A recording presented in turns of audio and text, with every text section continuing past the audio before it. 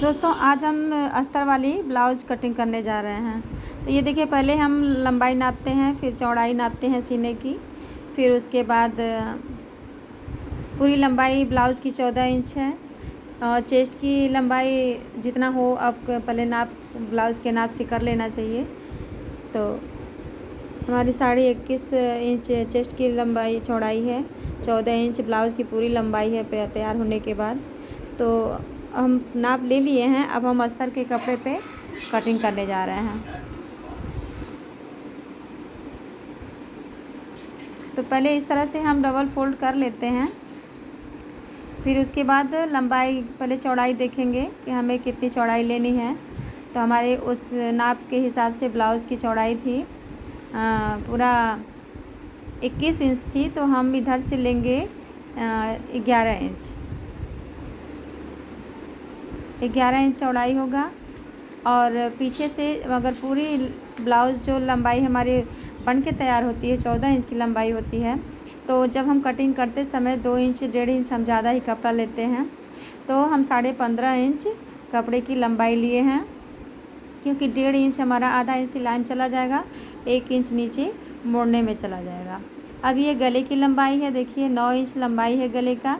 उधर से गले की चौड़ाई जो है 2.5 इंच है। कंधा 3.5 इंच लिए हैं, क्योंकि ये अस्तर है, अभी कटिंग करने पर भी वो 3 आएगा और फिर स्टिचिंग जब करेंगे तो वो 2.5 पे बन के तैयार हो जाएगा। तो कपड़ा अगर ज़्यादा ही रहता तो सही रहता है, कम कटिंग करेंगे तो दिक्कत हो जाएगी, इसलिए थोड़ा ज़्यादा ही कटिंग करना चाहिए, ताकि वो कटिंग अगर बाद में सही करना हो तो हो सकता है। अभी आर्म होल की लंबाई 7 इंच है, ये आधा इंच गहराई के लिए हैं। और ऊपर से इस तरह से हम गहराई में गोलाई में निशान लगा लेंगे। अब ये गले में भी आधे इंच की गहराई लेंगे और इस तरह से गोलाई में करते हुए निशान लगा देंगे। ये पीछे का हिस्सा हमारा बन के तैयार हो गया। अब हमें आगे के हिस्से में निशान लगाना है। ब्लाउज़ की पूरी लंबाई 15.5 इंच है और इधर देखिए 11.5 इंच लिए हैं नीचे। अभी कमर की फ़िटिंग नहीं है, वो स्टिचिंग करते समय फ़िटिंग कमर की ली जाती है। अभी तो ये कटिंग करने के लिए निशान बताया जा रहा है आपको।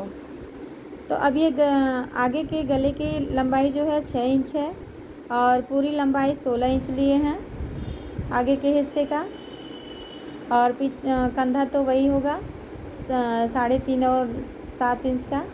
और इसमें थोड़ा सा ज़्यादा हम आगे के हिस्से से आधा इंच लेके गहराई लेते हैं, ताकि आगे के हिस्से में जो आस्तीन जोड़ा जाता है उस थोड़ा गहरा लिया जाता है। तो इसके लिए हम ऐसे इस तरह से निशान लगा लेंगे। फिर उसके बाद ये पूरे 16 इंच की लंबाई हमारी हो गई, 11.5 इंच नीचे कमर का हो गया। अब ये आगे का हिस्सा हमारा बन के तैयार हो गया। अब हम करेंगे इसको कटिंग।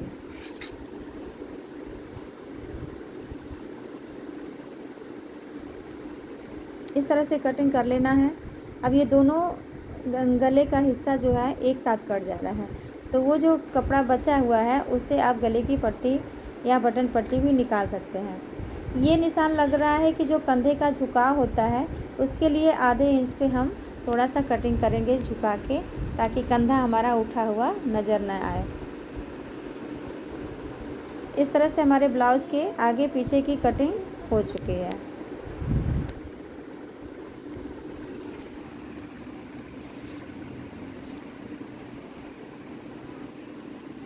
अब हम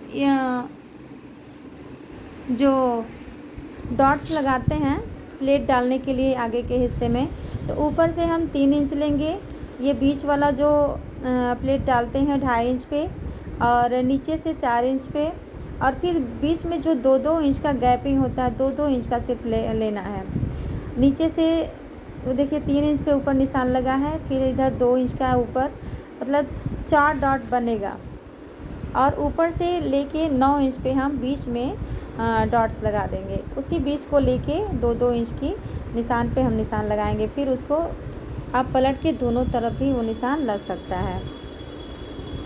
अब हम क्या करेंगे, इसको जो मेन कपड़ा है हमारा, मेन कपड़े पे सीधा और उल्टा देख के कि तो हमें सीधे की तरफ से अस्तर वाले कपड़े को टक करना है, किसी आलपिन से, अगर आलपिन से नहीं आप कर सकते हैं तो सुई धागे से आप कच्चा कर सकती हैं।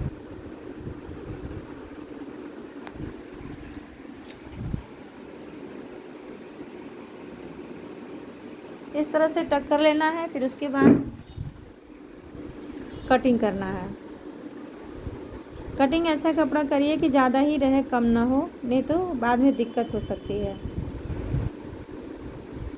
ये बीच वाला जो गले का हिस्सा है सिलाई करने के बाद कटिंग होगा। ये पीछे का हिस्सा कट चुका, अब हम आगे के हिस्से की कटिंग करेंगे।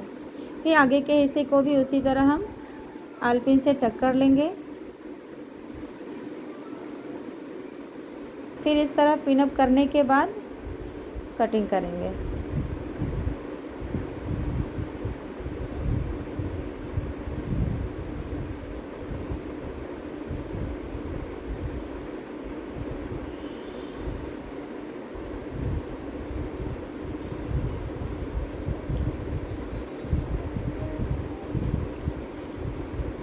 इसमें भी आगे का हिस्सा जो गला था वो भी कटिंग करने के बाद निकल जाएगा। अब हमें क्या करना है कि हमें आस्तीन काटना है, बाजू। अब उसके निशान लगाएंगे। पहले अस्तर के कपड़े को सही तरह से हम रख लेंगे और जो इधर का फालतू कपड़ा है निकाल लेंगे कटिंग करके। फिर उसके बाद हम नाप लेंगे उसका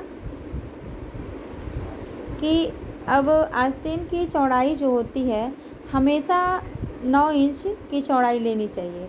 अगर आप अधिक पतले लोगों के लिए बना रही हैं तो उससे थोड़ा कम ले सकती हैं, लेकिन 9 इंच पर ही कटिंग किया जाता है। उसके बाद फिटिंग करने के बाद जितना फिटिंग हो आप उसके अनुसार कपड़ा दबा सकते हैं। हमें बाँह की लंबाई कितनी लेनी है आपकी इच्छा के अनुसार है कि आप जितना लंबा पहन सकती हैं, जितना छोटा पहन सकती हैं। हमने यहाँ 7 इंच का लिया है, तो 7 इंच में हमारा 1.5 इंच नीचे में ओढ़ने में चला जाएगा और आधा इंच ऊपर सिलाई में चला जाएगा। आएगा मेरा 6 इंच की लगभग मेरी लंबाई ब्लाउज आस्तीन की आएगी। उसके बाद इधर से हम सीधे निशान लगा लेंगे आर्म होल के लिए। बीचों बीच हमें निशान लगाना है आधे इंच पे, और इस तरह से कर्व बनाते हुए हमें निशान लगा के कटिंग करना है। तो पहले हम ऊपर के हिस्से का कटिंग करेंगे, फिर उसके बाद कपड़े को खोल के 2 तरफ से ही हमें आगे के हिस्से को कटिंग करना रहता है आधे इंच पे। अब हमारा ये आस्तीन भी कट चुका है। इस तरह से देखिए हमने अलग अलग निशान भी लगा दिया है, इंच भी बताया है आपको कि कितने इंच पे कौन सा निशान लगेगा। आप ध्यान से देखेंगे तो सब समझ में आ जाएगा। फिर अब हम मेन कपड़े को कटिंग करेंगे। मेन फैब्रिक देखिए हमारा इतना कम है क्योंकि बॉर्डर हमको दोनों बाह पे लाना है, दोनों आस्तीन पे बॉर्डर आना चाहिए। इसके लिए हमने पहले कपड़े को इस तरह से रख लिया है, निशान लगा लिए, फिर उसके बाद उसको कटिंग करके निकाल दिए। अब क्या करेंगे कि हम उसी में कपड़ा ये जो है कि साइड से जो कपड़ा नीचे का हिस्सा होता है हमें जोड़ना है। तो इस तरह से ये देखिए कपड़े की कटिंग हम ऐसे निशान लगा के करेंगे ताकि हमारा कपड़ा बराबर हो जाए। और इस तरह से हमें करने के बाद कटिंग कर लेंगे। फिर पहले हम इस कपड़े को जॉइंट करेंगे, सिलाई करेंगे। सिलाई करने के बाद ही हम अस्तर को जॉइंट करेंगे। फिर उसके बाद हमारा